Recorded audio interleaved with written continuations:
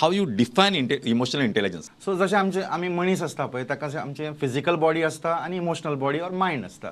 So जेन्ना आमी mind आनी बॉडीचो बॅलन्स जेन्ना दवरता तेन्ना आमी हेल्दी आनी हॅपी रावूंक शकता.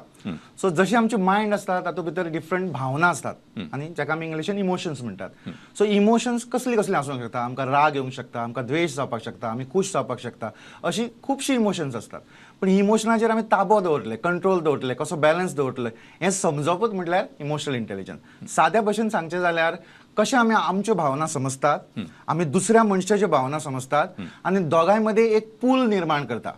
ओके, एक वणत न्हू पूण पूल निर्माण करतात, हें म्हणजे इमोशनल इंटेलिजन्स.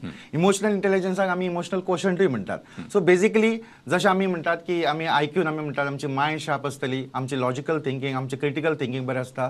इमोशनल इंटेलिजन्स म्हणजे आमी भावनाचेर ताबो दवरून त्यो कश्यो रेग्युलेट करतात, एकामेकाक आमी कशे बरे भशेन अंडरस्टँड जातात, एकामेका बद्दल बरे संबंध कशे दवरूंक शकता, आमकां जेन्ना केन्नाय फेलियर मेळटा तो आमी कसो हँडल करता, आमकां जेन्ना कितें समज तर बरें मेळटा, आमी कितें जर हासील करता तेन्ना आमी कशी बॅलन्स मायंड दवरता, हें सगळें तर एकंदरीत केलें जाल्यार तें म्हटल्यार इमोशनल इंटेलिजन्स.